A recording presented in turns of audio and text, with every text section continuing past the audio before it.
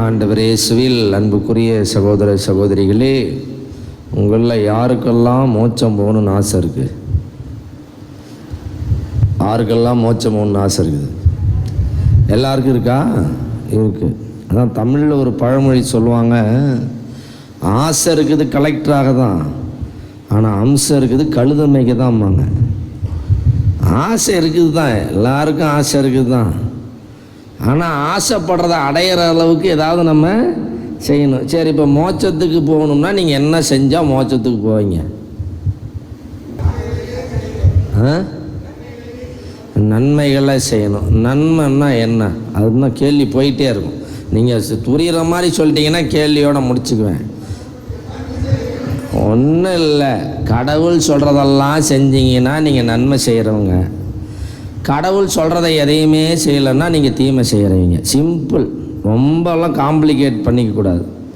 என்ன சுருக்கமாக சொல்லணும்னா, கடவுளுக்கு கீழ்ப்படிஞ்சிங்கன்னா நீங்கள் மோட்சம் போயிடலாம். ஏன்னா மோட்சத்தில் இருக்கிறதெல்லாம் யார் சொல்லுங்கள் பார்க்கலாம்? மோட்சத்தில் இருக்கிறவங்க பேரெல்லாம் கொஞ்சம் சொல்லுங்கள். இயேசு இருப்பார், மாதா இருப்பாங்க, சூசேப்பர் இருப்பாங்க, 12 அப்போஸ்தலர்கள் இருக்கிறாங்க. யூதாஸ் இஸ்காரியோத்து மோட்சத்தில் இருக்கிறாரா நரகத்தில் இருக்கிறாரா நமக்கு தெரியாது. அதனால் அவர் கடவுள் மன்னித்து அவர் கூட ஏற்றுருக்கலாம். அது அவர் கடவுளுடைய விருப்பம். அது நம்ம ஜட்ஜ்மெண்ட் சொல்கிறதுக்கு நாம் ஒன்றும் பெரிய ஜட்ஜு கிடையாது. அப்புறம் புனிதர்கள், நம்ம புனிதர்களாக கொண்டாடுற எல்லா புனிதர்களும் எங்கே தான் இருப்பாங்க? ஏன்னா அவங்கெல்லாம் யார்? அவங்கெல்லாம் புனிதர்கள். அவங்கெல்லாம் கடவுளுக்கு கீழ்ப்படிஞ்சு நடந்ததுனால தான் அவங்க புனிதர்கள். இப்போ சிஸ்டர்ஸ் எல்லாம் வந்திருக்கிறாங்க. அவங்க வார்த்தைப்பாட்டில் முக்கியமான 3 வார்த்தைப்பாட்டில் முக்கியமானது ஒன்று என்னது? கீழ்ப்படிதல். பிசாசுக்கும் இயேசுக்கும் ஒரே ஒரு வித்தியாசம்தாங்க. இயேசு எப்படிப்பட்டவர் தெரியுங்களா? கடவுள் சொல்கிறதெல்லாம் கேட்டதுனால அவர் இயேசு. கடவுள் சொல்கிறத எதையுமே கேட்கல, அதுதான் பிசாசு. பிசாசு எங்கே இருக்கும்? நரகத்தில் தான் இருக்கும். இப்போ நீங்கள் இயேசுவாக மாறினாதான் மோட்சத்துக்கு போக முடியும். பிசாசாக மாறினா எங்கே போவீங்க? ஆனால் நாமெல்லாம் எப்படியாப்பட்ட ஆளுங்க தெரியுமா? தேவைப்பட்டால் இயேசுவாக மாறுவோம், தேவைப்பட்டால் பிசாசாகவும் மாறுவோம். அதான் ஒரு அம்மா, இதை நிறைய இடத்துல சொல்லியிருப்பாங்க, நீங்களும் கேட்டிருப்பீங்க. ஒரு அம்மா வந்து பார்த்தீங்கன்னா மிக்கேல் தூதர் சுருவத்தை மேலேருந்து கீழே வரைக்கும் தொட்டு கும்பிட்டு போவோமா. கீழே யார் இருப்பா? சாத்தான், பிசாசை மிதிச்சுக்கிட்டு இருப்பார். அப்புறம் இந்த அம்மா இப்படியே பண்ணிகிட்டு இருந்துருக்குது. இந்த பங்கு சாமியாரும் பல நாள் பார்த்துக்கிட்டு இருந்துருக்கிறாரு. என்னடா இந்த அம்மா இப்படி பண்ணிகிட்டு இருக்குது, இன்றைக்கி கேட்டே அப்படின்னு அப்படின்ட்டு அந்த அம்மாவில், அம்மா நீ மிக்கேல் தூதரை தொட்டு கும்பிட்ற, வாஸ்தவம் ஒரு கடவுளுடைய அதிதூதர், ஆனால் பிசாசை காலில் மிதிச்சிருக்கிற பிசாசையும் தொட்டு கும்பிட்ற, இது என்ன நியாயம் அப்படின்னு கேட்டாராம். அதுக்கு அந்த அம்மா சொல்லித்தான், சாமி உங்களுக்கு விவரம் பத்தாது, நான் சொல்கிறேன் கேளுங்க அப்படின்னு. இப்போ செத்தா எப்படி மோட்சத்துக்கு போவோம் இல்லை நரகத்துக்கு போவோம்? மோட்சத்துக்கு போனால் மிக்கேல் தூதர் பார்த்துக்கிட்டோம், நரகத்துக்கு போனால் அந்த பிசாசு பார்த்துக்கும்ல. எங்கே போனாலும் நமக்கு சேஃப்டி செக்யூரிட்டி வேணும் இல்லை? அன்புக்குரியவர்களே, கடவுள் மனிதனை எதற்காக படைத்தார்? அவரை அறிந்து அன்பு செய்து அவருக்கு பணி செய்து அதனால் மோட்ச பாக்கியத்தை அடைவதற்காக கடவுள் மனிதனை படைத்தார். எசேக்கியேல் புத்தகம் 18வது அதிகாரத்தை படித்தீங்கன்னா, மனிதனுடைய அழிவில் கடவுள் இன்பம் காண்பதில்லை, எவருடைய சாவிலும் கடவுள் இன்பம் காண்பதில்லை. சீராக்கி ஞானம் 3வது அதிகாரத்தில் இப்படி சொல்லுகிறார், கடவுள் மனிதனை அழியாமைக்கென்று படைத்தார், ஆனால் அழகையின் பொறாமையால் சாவு உலகத்தில் நுழைந்தது. இன்னைக்கு நாமெல்லாம் ஏமாந்து போய் யார் பேச்சை கேட்டுட்டு இருக்கிறோம்? நாமெல்லாம் யாருடைய பிள்ளைகள்? யாருடைய வாரிசுகள்? அப்படியா? பொய்யா பேசக்கூடாது. ஆதாம் ஏவாளுடைய வாரிசுகள். ஏன் சொல்லுங்கள்? அவங்களும் கடவுளுக்கு கீழ்ப்படிய மாட்டாங்க, நாமளும் கீழ்ப்படிய மாட்டோம். நாமெல்லாம் கடவுள் பேச்சை கேட்க மாட்டோம். யார் பேச்சை தான் கேட்போம்? பிசாசு பேச்சை தான் கேட்போம். ஏன்னா பிசாசு நமக்கு சப்போர்ட் பண்ணும். அதான் ஒரு இடத்துல நான் சொல்லி திட்டு வாங்கிட்டு வந்தேன். கடவுள் அப்பா அம்மா மாதிரி பிள்ளைங்களை கண்டிப்பார், தண்டிப்பார். ஆனால் பிசாசுலாம் பார்த்து தாத்தா பாட்டி மாதிரி. தாத்தா பாட்டி எங்கேயுமே பேரம் பேத்தி என்ன பண்ண மாட்டாங்க? கண்டிக்க மாட்டாங்க. அதுக்கு என்ன தெரியும்? குழந்தைகள் கெட்டு போகிறதுக்கு காரணமே யார்? தாத்தா பாட்டிங்க. அதனால் தாத்தா பாட்டிங்கெல்லாம் 60 வயசுக்கு மேலே கடவுள்கிட்ட போகிறது நல்லது. இருந்த பிள்ளைகளை, பேர பிள்ளைகளை நரகத்துக்கு கொண்டு போகிறத விட, ஏன்னா பெற்றவனுக்கு தான் தெரியும் பிள்ளையோட வலி வேதனையெல்லாம். அவன் அடிக்காது, அவனுக்கு என்ன தெரியும்? குழந்தைக்கு ஒன்றும் தெரியாதான். அது கற்றுக் கொடுக்க வேண்டியது யாருக்கு பொறுப்பு? அதனால் பிசாசு பார்த்தீங்கன்னா நம்மளுக்கு சப்போர்ட் பண்ணும். நீ பாவம், நீ என்ன பண்ணுவ? காலையில் 5 மணிக்கு எந்திரிச்சு, கடவுள் எந்திரிச்சு ஜபிக்க சொல்லுவார். 5 மணிக்கு எந்திரிச்சு ஜபிம்பார். ஆனால் பிசாசு என்ன சொல்லுவோம்? நீ வேலை செஞ்சு கஷ்டமாக இருக்கும், நீ கொஞ்சம் நேரம் தூங்கு, காலையில் பூசைக்கு வா அப்படின்னு கடவுள் சொல்லுவார். ஆனால் பேய் என்ன சொல்லும்? ஞாயிற்றுக்கிழமை ஒரு நாள் போனால் போதும். அதே கடவுள் சொல்வார், காலையில் பூசைக்கு நேரம், ஞாயிற்றுக்கிழமை கூட பூசைக்கு ஒரு அரை மணி நேரத்துக்கு முன்னாடி போய் பாவ சங்கீர்த்தனம் பண்ணு அப்படின்னு கடவுள் சொல்லுவார். பிசாசு என்ன சொல்லும்? நீ பாவ சங்கீர்த்தனம் செய்கிற அளவுக்கு அவ்வளோ பெரிய பாவமாக பண்ண. அதே மாதிரி இந்த சாமியார் எப்போ பிரசங்கம் வச்சாலும் அதே தான் வைப்பார். ஒன்றும் சீக்கிரமாக போய் ஒன்றும் அது எப்படி பிரசங்கம் முடிட்டு மெதுவாக போ. இப்போ யார் சொல்கிறத கேட்குறீங்க? கடவுள் சொல்கிறதே கேட்பீங்க? கடவுள் சொல்கிறார், உன் வருமானத்தில் எல்லாம் 10ல் ஒரு பகுதி கொடு. கத்தோலிக்க கிறிஸ்தவன் எல்லாமே வாங்குகிற டைப்பு, கொடுக்குற டைப்பு கிடையாது. அவன் கொடுக்குறான்னாவே ஏதாவது எதிர்பார்த்து கொடுக்குறான்னு அர்த்தம். இன்னைக்கு எதுவுமே இல்லாமல் கடவுளுக்கு நம்ம கொடுக்குறோமா? சொல்லுங்கள் பார்க்கலாம். கடவுளுக்கு கொடுக்கறதில்ல, அதில் ஒரு விளம்பரம், ஒரு எதிர்பார்ப்பு, இந்த மாதிரி. ஆக முழுக்க சொல்லணும்னா, கடவுளுக்கு நாம் கீழ்ப்படுகிறோமா அல்லது பிசாசுக்கு கீழ்ப்படுகிறோமா? கடவுளுக்கு கீழ்ப்படிந்தால் நீங்கள் நன்மை செய்கிறவர்களாக மாறுவீர்கள். பிசாசுக்கு கீழ்ப்படிந்தால் நீங்கள் தீமை செய்கிறவர்களாக மாறுவீர்கள். கண்களை மூடி ஒரு நிமிடம் கண்களை மூடுங்க. தயவு செய்து யாரும் கண்ணை திறந்துட்டு இருந்தீங்கன்னா பேய் உள்ளே போயிடும். ஏவாள் கண்ணை திறந்துக்கிட்டு இருந்ததுனால தான் அவளுக்கு அந்த ஆப்பிள் அழகாகவும் ஆசையை கொடுத்துருச்சு. கண்களின் வழியாகவும் காதுகளின் வழியாகவும் தான் இன்று ஆசைகள் நம்மிடையே உருவாக்குகிறது. பார்க்குறோம், கேட்குறோம். ஆகவே கடவுளுக்கு கீழ்ப்படியாத நேரங்களுக்காக, கடவுளுடைய கட்டளைகளுக்கு கீழ்ப்படியாத நேரங்களுக்காக 2 கட்டளை தான்.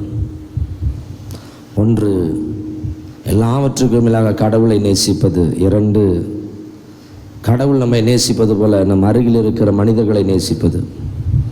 2ஐயும் செய்யாமல் இருந்திருப்போம். இன்னைக்கு நமக்கு கடவுளுக்கு எதிராக செய்கிற பாவங்கள் ஏராளம், மனிதர்களுக்கு எதிராக செய்கிற பாவங்கள் ஏராளம். ஆகவே மனம் மருந்துவோம்.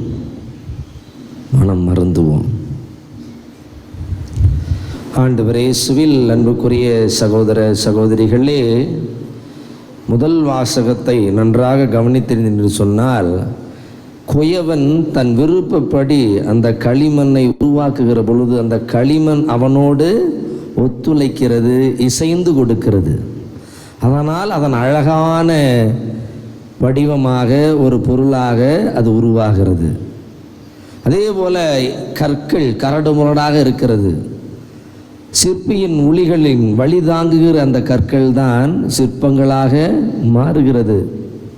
அன்புக்குரியவர்களே, கவிக்கோ அப்துல் ரஹ்மான் என்ற ஒரு மிகச்சிறந்த தத்துவ எழுத்தாளர் சொல்லுவார், எந்த மூங்கில் தன்னை அறுப்பதற்கும் துளையிடுவதற்கும் சம்மதிக்கிறதோ கீழ்ப்படுகிறதோ அதுவே புல்லாங்குழலாக மாறுகிறது. காலத்திற்கும் அது இசையை கொடுத்து கொண்டிருக்கிறது.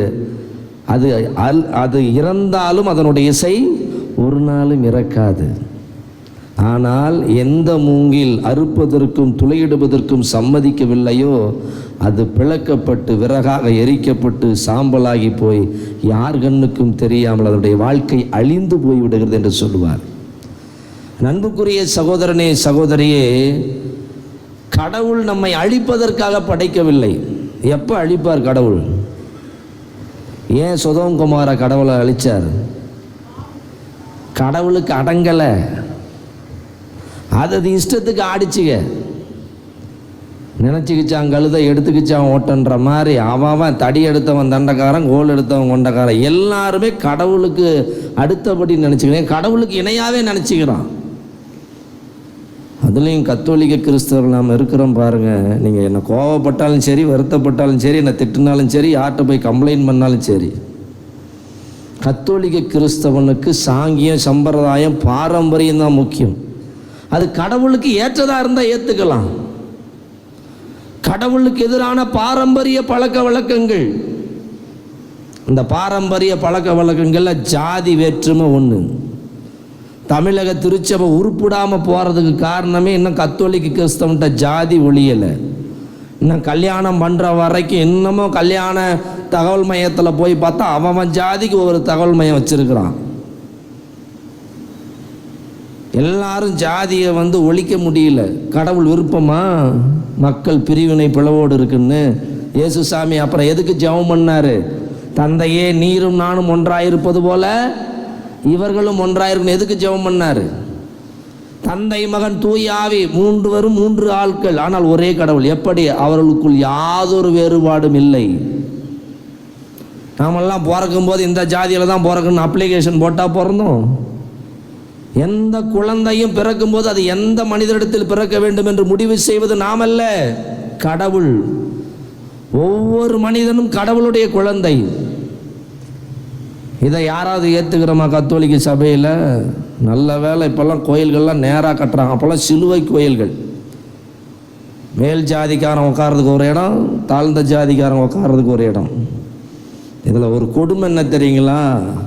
இந்து மதத்தில் தான் ஜாதி வேற்றுமை இருக்கு. நம்ம கிறிஸ்தவத்துக்கு வந்தான், இங்கேயுமே ஜாதி வேற்றுமை. அவனுக்கு மதிக்கிறதுக்கு ஆள் இல்லை. இதெல்லாம் பாவம்னு நமக்கு தெரியல. கடவுள் சொன்னாரா? பாரம்பரிய பழக்க வழக்கங்கள், சரி ரைட்டு. தேர் திருவிழா பைபிளில் இருக்கா? கடவுளின் விருப்பமா? வீண் ஆடம்பரம், கோயில்கள் எல்லாம் கோடிகளில் கட்டப்படுகிறது. எதுக்கு? விளம்பரம். அங்கே பாருங்க, பின்னாடி பெரிய கல்வெட்டு இருக்குது.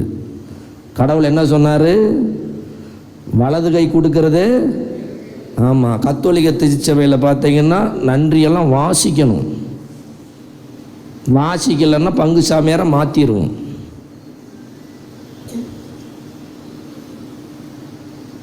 கடவுளுக்கு கீழ்ப்படுகிறோமா? யாருக்கு கீழ்ப்படுகிறோம்? கடவுள் இதுதான் சொன்னாரா?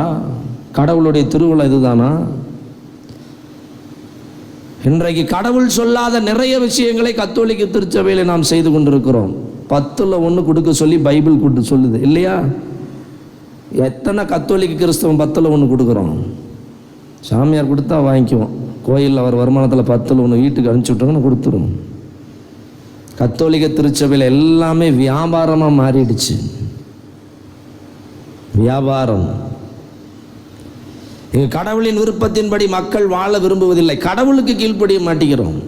ஓப்பனாக உண்மையாக சொல்லணும்னா மத்தேயு நற்செய்தி 7வது அதிகாரத்தில் நாம் படிக்கிறோம்.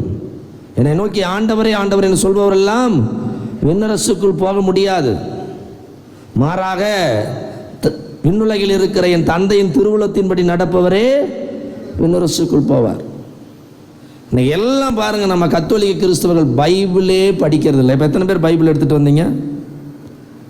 பிரைஸ் எல்லாம், கடவுள் உங்களை ஆசீர்வதிக்கட்டும். மற்றவங்கெல்லாம் கைவீசு, அம்மா கைவீசு, கோயிலுக்கு போகலாம் கைவீசு, கன்னத்து மேலே வச்சு தூங்கலாம் கைவீசு. ஏன் பைபிள் எடுத்துகிட்டு வரக்கூடாதுன்னு சாமியார் சொல்லியிருக்கிறாங்களா? இல்லையே. கடவுளுடைய வார்த்தையை சுமந்து ஆலயத்திற்கு எடுத்து வர வெட்கப்படுகிறோம். எல்லாரும் ஃபோன் வச்சுருக்கிறீங்கள, கையில் ஃபோனை மட்டும் தூக்கிட்டு வரீங்களே, இது கடவுள் சொன்னாரா? அன்புக்குரிய சகோதரனே சகோதரியே, புனித ஜெரோம் அழகாக சொல்லுவார், திருநூலை அறியாதவன் கிறிஸ்துவை அறியாதவன். நீ திருநூலையே அறியலைன்னா எப்படி கடவுள் அறிய முடியும்?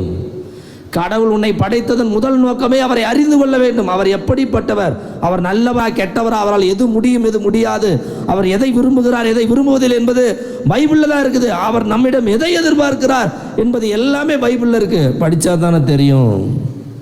நமக்கெல்லாம் மாதாவுக்கு மாலை போட தெரியும், மாதாவுக்கு புடவை கட்ட தெரியும், அவங்கள தேரில் வச்சு தெரு தெருவாக சுற்றிக்கிட்டு வர தெரியும். கடவுளுக்கே லஞ்சம் கொடுக்குற ஆட்கள் நம்ம ஆட்கள் தான். கடவுள்கிட்டே பேரம் பேசுகிற ஆட்கள் நம்ம ஆட்கள் தான். இல்லை, இதை கொடு அதை கொடுக்குறேன், நீ மட்டும் எனக்கு கல்யாணம் பண்ணி வச்சுட்டீங்கன்னா நான் வேளாங்கண்ணிக்கு மொட்டை அடிக்கிறேன், ஏன் கையை காலை வெட்டிக்கிறேன்னு வேண்டிக்குவேன். ஏன்னா மொட்டை அடிச்சுன்னா மறுபடியும் வளர்ந்துக்கும், கையை காலை வெட்டினா வளராது. நீ விவரமான ஆள். கடவுள் அதெல்லாம் உங்கள்கிட்ட கேட்கல.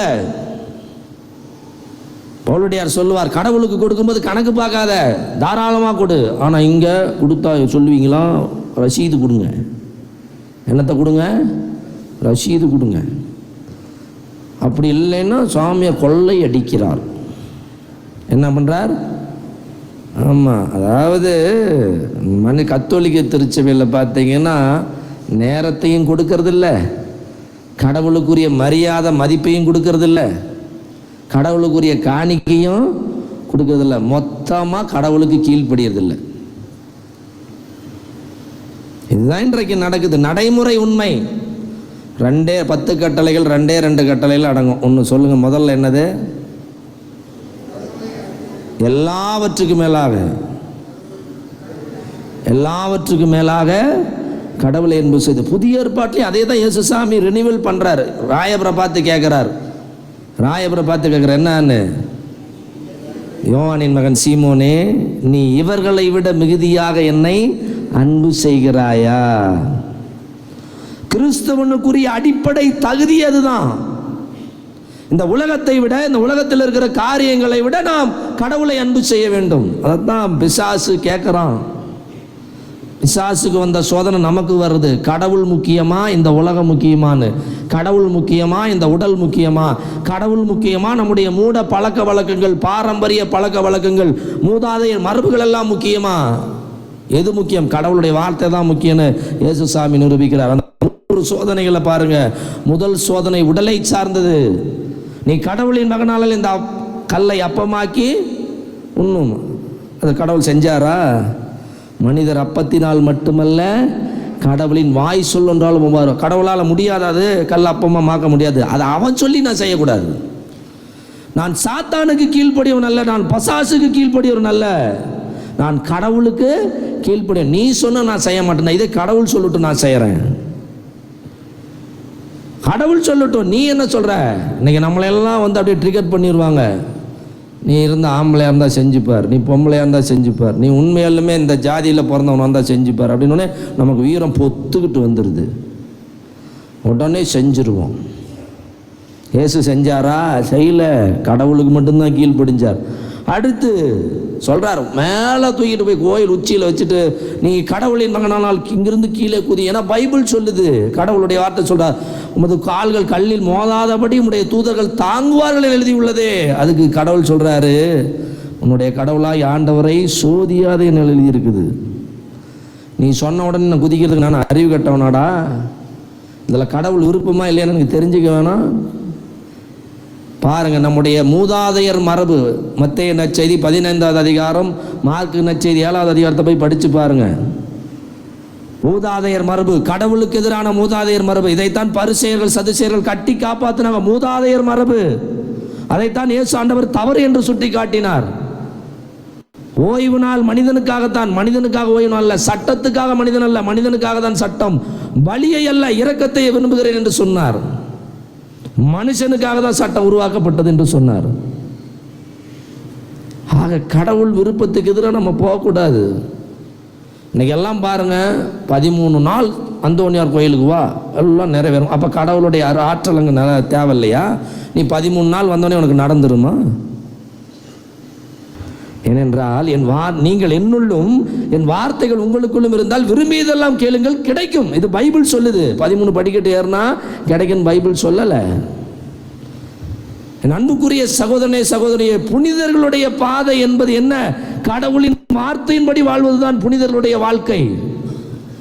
பழைய மூதாதையர் மரபுகளை கடைபிடிப்பது புனிதருடைய வாழ்க்கை அல்ல. அசிசியார் எடுத்துக்கங்க, பிரான்சிஸ்கு அசிசியார், பிரான்சிஸ்கு சவேரியார், இவங்கெல்லாம் கடவுளுடைய வார்த்தையின்படி வாழ்ந்தவங்க. அன்னை தெரேசா கடவுளுடைய வார்த்தையின்படி வாழ்ந்தவங்க. பழைய மூதாதையர் மரபுபடி வாழ்ந்தவங்க கிடையாது. இயேசு வார்த்தைகளை கடைபிடித்தவர்கள் தான், இயேசுவின் வார்த்தைக்கு, கடவுளின் வார்த்தைக்கு கீழ்ப்படிந்து வாழ்ந்தவர்கள் தான் புனிதர்கள். பழைய பாரம்பரிய பழக்க வழக்கங்களை அல்ல, மூட பழக்க வழக்கங்களை அல்ல. இன்னைக்கு கத்தோலிக்க கிறிஸ்தவன் எதை நம்புறான்? கடவுளுடைய வார்த்தையை நம்புறானா? உப்பு மிளகு இன்னும் தெளிச்சிட்டு இருக்கிறான். இன்னமும் துணிமணி அது இதுன்னு வாங்கிட்டு போய் பாக்கெட்டில் வச்சுக்கிறான். கத்தோலிக்க கிறிஸ்தவன் நற்கருணை மேல நம்பிக்கை வைக்கிறானா, இறைவாத்தின் மீது நம்பிக்கை வைக்கிறானா, தூயாவியாரை நம்புகிறானா? இந்த மூணு நம்புறதில்ல. இது மூணும் இருக்கிற திருப்பலியை கத்தோலிக்க கிறிஸ்தவன் ஏதோ கடமைக்கு வருகிறான். அதனால கடன் பூச என் பங்கில் ஒரு ரூல்ஸே கொண்டு வந்துட்டேன். குடும்பத்தோட ஞாயிற்றுக்கிழமை பூசைக்கு வரல, குடும்பத்தோட நீ அன்பியத்துக்கு வரல, நீ பிள்ளைகளை மறைக்கல்வி அனுப்பல அப்படின்னா உனக்கு எதுவுமே கிடையாது. நீ யார்கிட்ட வேணா போய் சொல்லிக்கிட்ட. ஏன்னா வீட்டுக்காரர் வீட்டிலே இருந்துக்குவார், வீட்டுக்காரம்மா வரும், பிள்ளைங்க ஸ்கூலுக்கு போயிடுவாங்க, டியூஷன் போயிடுவாங்க, ஸ்பெஷல் கிளாஸுக்கு போயிடுவாங்க. ஞாயிற்றுக்கிழமை பூசைக்கே குடும்பமாக பார்க்க முடியாது. ஆனால் ஒரு ஃபங்க்ஷனுக்கு குடும்பமாக போவேன், டூருக்கு குடும்பமாக போவேன், சினிமாவுக்கு குடும்பமாக போவேன், ஆஸ்பத்திரிக்கு குடும்பமாக போவேன், கோயிலுக்கு மட்டும் குடும்பமாக வரவே மாட்டேன். ஏன்னா வந்தால் பிசாசு பிடிச்சிக்கும். பழைய மூதாதையர் மரபு, இந்த மரபை வச்சுக்கிட்டு நாம் பண்ணுற அட்டகாசம் அநியாயம் அதிகம். தேர் இப்படி தான் சுற்றி வரணுமா? திருவிழா மீட்டிங் போட்டால் பட்டாசு வெடிச்சே ஆகணும், சீரியல் செட்டு போட்டே ஆகணும், தார தப்பட்டைகள் முழங்கி ஆக வேண்டும், கோயிலை டெக்கரேஷன் பண்ணும், தேரை டெக்கரேஷன் பண்ணும். இதெல்லாம் மூதாதையர் மரபு. கிராமத்தில் போய் சொல்லி பார்த்தேன். நான்லாம் கிராமத்தில் சாமியாராக இருக்கிறேன். அப்படிப்பட்ட திருவிழாவே எங்களுக்கு வேணாம் சாமின்ட்டான். வெடி வேணாமையா, அடி வேணாம், சாதாரணமாக நம்ம கொயரே பாடட்டும், சாதாரணமாக போயிட்டு வரட்டும் அப்படின்னு.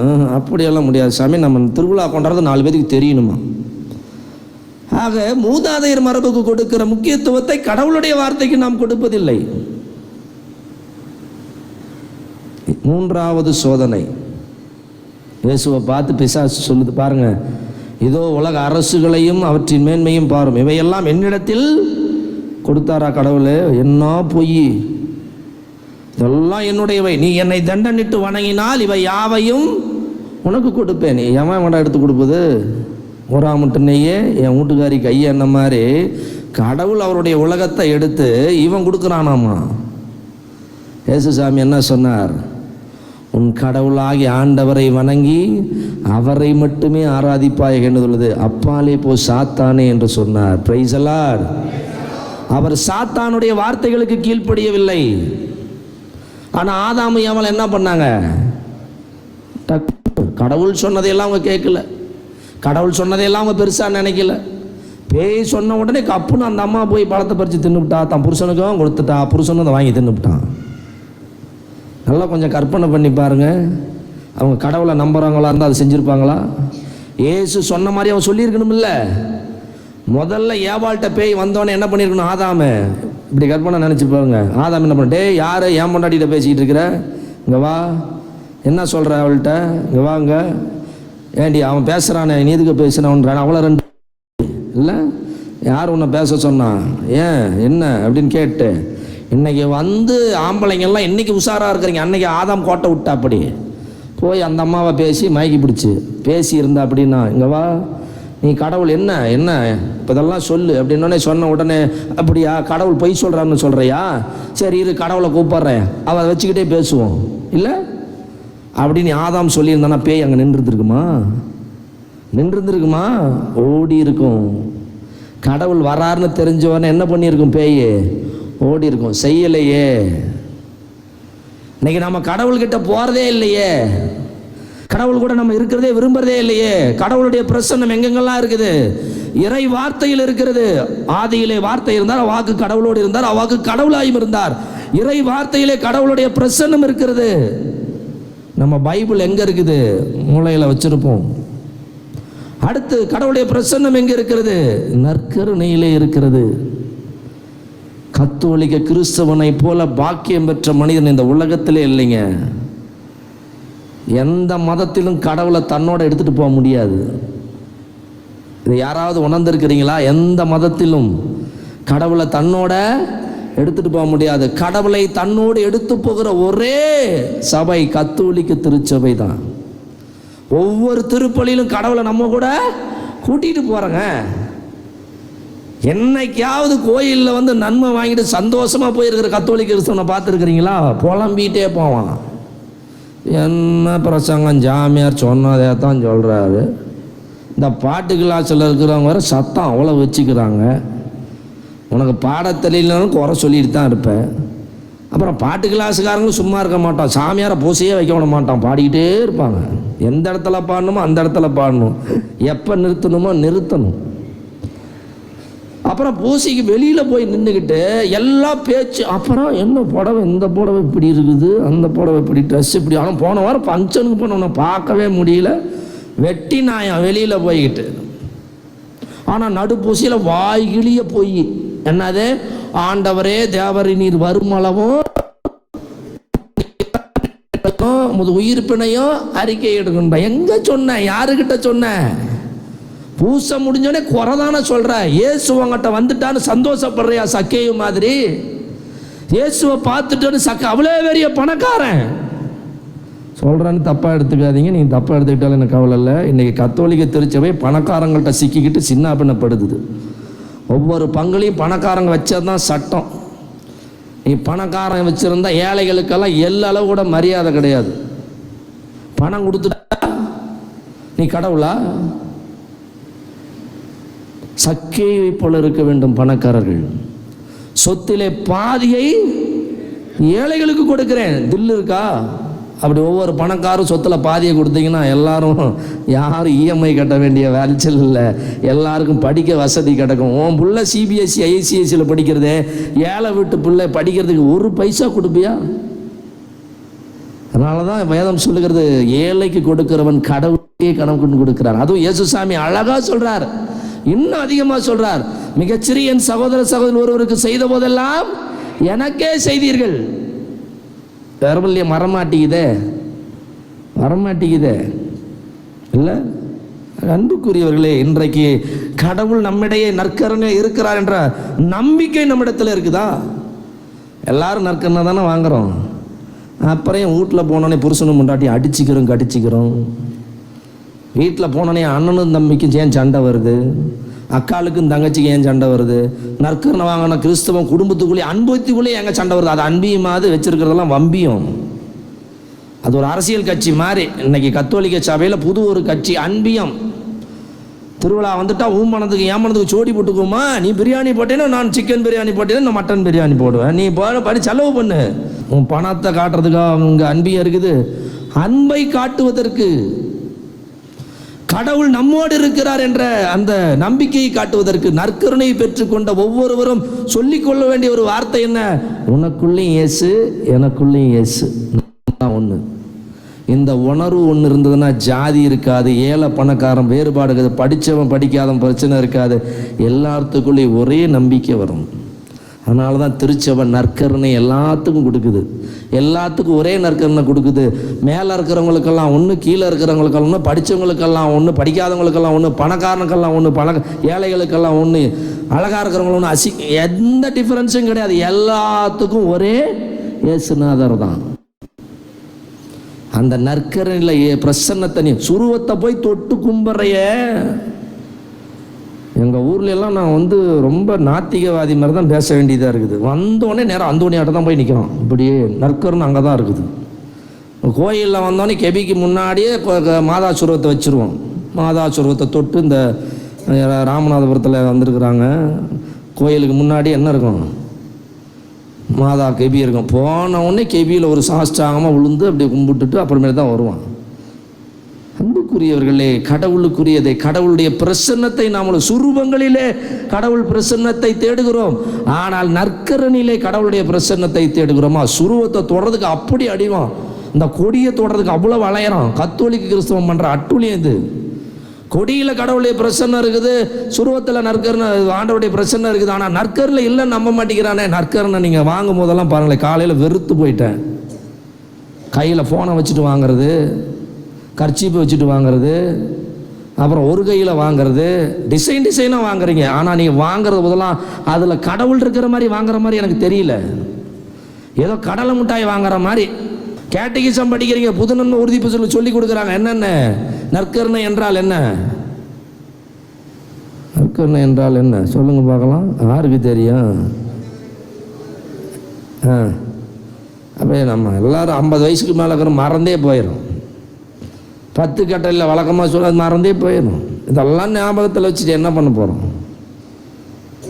கிறிஸ்து இயேசுவின் திருவுடலும் இரத்தமும், அப்பரச குணங்களுக்குள் கிறிஸ்து இயேசுவின் திருவுடலும் திரு இரத்தமும் அவருடைய இறை இயல்பும் மனித இயல்பும் அடங்கி இருக்கிற அருள் அடையாளமே நற்கருணை. நீ வாங்கிறது வெறும் வெள்ளை அப்பம் அல்ல, அது இயேசுவினுடைய உடல், இயேசுடைய பிரசன்னம் இருக்கிற ஒன்று. இதை எத்தனை கத்தோலிக்க கிறிஸ்தவன் இன்னைக்கு உணர்ந்திருக்கிறான்? அப்படி உணர்ந்திருந்தானா காலையில் வந்து இயேசுவை வீட்டில் போயிருப்பான். தினந்தோறும் காலையில் பூசிக்கிங்க எத்தனை பேர் வராங்க பிரதர்? 10 பேர், 20, 25. ஏன்னா மற்றவங்களுக்கெல்லாம் கடவுள் வாரத்துக்கு ஒரு நாள் தான் தேவைப்படுறார். அதுவும் கரெக்டாக டைம் ஃபிக்ஸ் பண்ணியிருப்பாங்க. அந்த நேரத்துக்குள்ளே பூசை முடிக்கலன்னா நிறைய பேர் இப்படி வாட்சை பார்ப்பாங்க. இல்லை சில பேர் எந்திரிச்சு போயிட்டு இருப்பாங்க. ஒரு பங்கில் சேலம் கோயம்புத்தூர் டைசிஸில் தான் தவசு காலத்தில் நான் பூசை வச்சுக்கிட்டு இருக்கிறேன். தவசு காலத்தில் வெள்ளிக்கிழமை சிலுவை பாதை முடிஞ்சதோ இல்லையா கொத்து கொத்தா போகிறாயா. சிலுவை பாதைக்கு கொடுக்குற முக்கியத்துவத்தை திருப்பலிக்கு கொடுக்கல.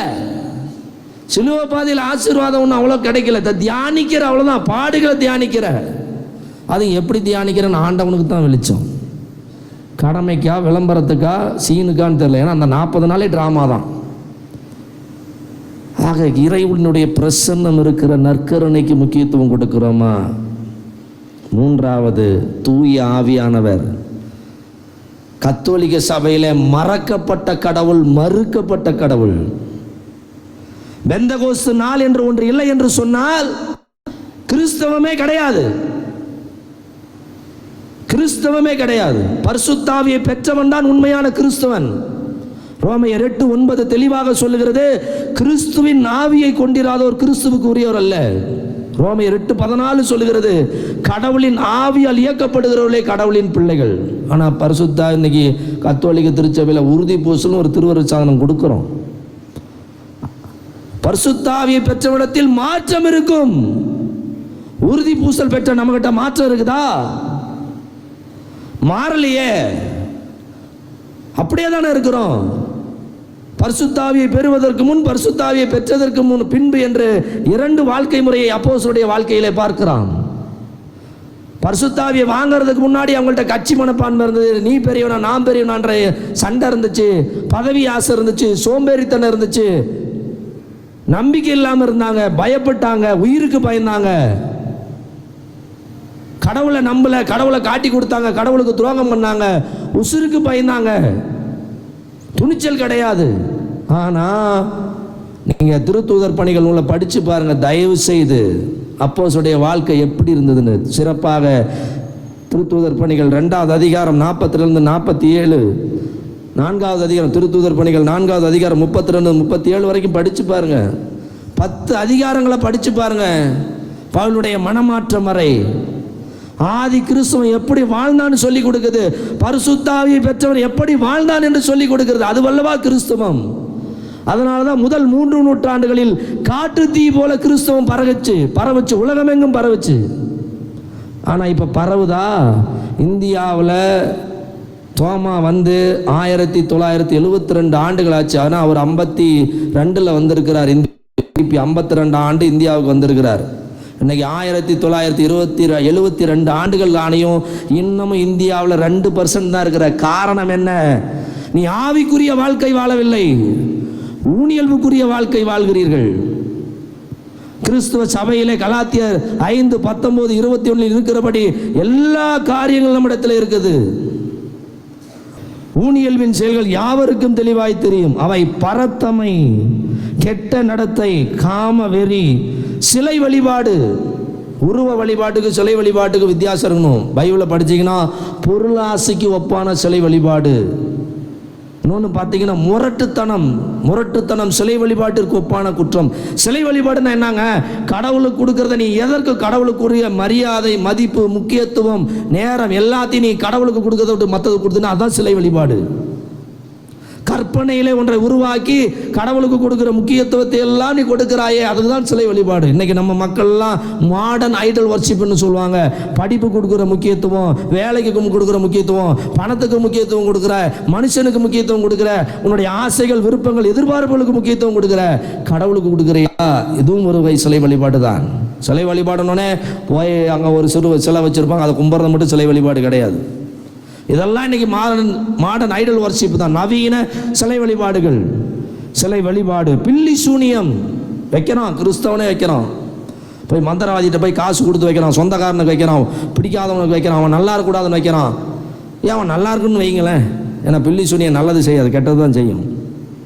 பகைமை, சண்டை, சச்சரவு, பொறாமை இல்லை, இங்கே பொறாமை இல்லையா? பொறாமை தான் எல்லா பங்குலையும். சீற்றம், பிரிவினை, பிளவு, அழுக்காறு, குடிவெறி, களியாட்டம் முதலியாகும். இத்தகையவற்றில் ஈடுபடுவோர் இறையாட்சி உரிமை பெறாக அடைவதில்லை. ரோமையர் 8 படிங்க தயவு செய்து. இந்த ஊனியல்போடு வாழ்றவங்க மோட்சம் போக முடியாது. ஊனியல்பு அழிவுக்குரியது, ஊனியல்பு கடவுளுக்கு எதிரானது. இந்த மாதிரி பண்புகள் நம்ம வாழ்க்கையிலே நம்ம சபையில் இருந்ததுன்னா நம்ம கடவுளுக்குரிய வாழ்க்கை வாழணும்னு அர்த்தம். ஆனால் தூய ஆவியின் கனியோ அன்பு, மகிழ்ச்சி, அமைதி, பொறுமை, பரிவு, நன்னயம், நம்பிக்கை, கனிவு, தன்னடக்கம் என்பவையாகும். இவையுள்ள இடத்தில் திருச்சட்டத்திற்கு இடமே இல்லை. Praise the Lord, praise the Lord. நிறைய பேருக்கு கையே இல்லை. Praise the Lord. ஆமாம், தூக்குறது கூட கஷ்டமாக தான் இருக்குது. ஆனால் இதே டிவியில் கிரிக்கெட் பார்த்துட்டு பாருங்க, சினிமாவை பார்த்துட்டு பாருங்க, அப்படியே அப்பா பயங்கரம். அதனால் தூய் ஆவியானவர் கிறிஸ்துவின் ஆவியை கொண்டிருந்தால் மட்டுமே அவன் கிறிஸ்தவன். கடவுளின் ஆவியால் இயக்கப்பட்டால் மட்டுமே அவன் கடவுளுடைய பிள்ளை. பேர் வச்சுக்கிட்டா என் பாட்டன் பூட்டன், நாங்களாம் பரம்பரை கிறிஸ்தவங்க, பாரம்பரிய கிறிஸ்தவங்க, இந்த கோயிலுக்கே நிலத்தை கொடுத்தது எங்கள் பாட்டன் தான் பூட்டன் தான்ன்ற செல்லாதெல்லாம், அந்த இதெல்லாம் கதையெல்லாம் யார்கிட்ட செல்லாது? கடவுள்கிட்ட செல்லாது.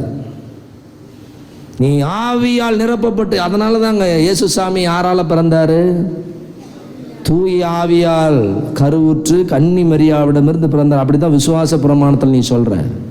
அதனால தான் இயேசு சாமி தன்னுடைய சீடர்கள் தன்னை போல வாழ வேண்டும் என்று பெந்தகோஸ்து நாளில் அவருக்கு தூய ஆவியை கொடுக்கிறார். வேற எதையும் கொடுக்கல. நிலத்தை கொடுக்கல, பொண்ணை கொடுக்கல, பொருளை கொடுக்கல, பதவியை கொடுக்கல, ஆசியை கொடுக்கல, அந்தஸ்தை கொடுக்கல, கல்வியை கொடுக்கல. அவர் கொடுத்தது ஒன்னே ஒண்ணுதான், பரிசுத்த ஆவியானவர். பரிசுத்த ஆவியை பெற்றுக்கொண்ட படிக்காத பாமர மீனவர்கள் படித்தவன் செய்யாத எல்லா காரியங்களையும் செய்தார்கள். படித்தவன் செய்ய முடியாத, படித்தவனால் முடியாத எல்லா காரியங்களும் தான் படிக்காத 12 பேர் தூய ஆவியை பெற்ற அப்போஸ்தலர்கள் செய்தார்கள்.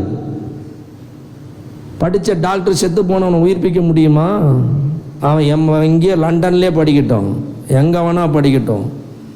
டாக்டர் இறந்து போனவனை உயிர்த்தெழ வைக்க முடியுமா? படிக்காத ராயப்பர் உயிர்த்தெழ வச்சார். இங்கே வேலை செய்கிற டாக்டரெல்லாம் காசு வாங்கிட்டு தான் வைத்தியம் பண்ண. ஆனால் பரிசுத்த ஆவியை பெற்ற அப்போஸ்தலர்கள் ஒரு பைசா வாங்க கிடையாது, இலவசமாக எல்லா நோயாளிகளையும் குணப்படுத்தினார்கள். உங்கள் பிள்ளைங்களை படிக்க வைக்கிறீங்க எதுக்கு? சம்பாதிக்கிறதுக்கு, சேவை செய்கிறதுக்கு இல்லை. இன்னைக்கு எல்லாருமே எவனும் சேவை செய்கிறதுக்கு வரதில்ல, வேலை செய்கிறதுக்கும் வியாபாரம் செய்கிறதுக்கும் தான் இருக்கிறான். வாங்கிறான், விற்கிறான், அதுதான் வாழ்க்கை.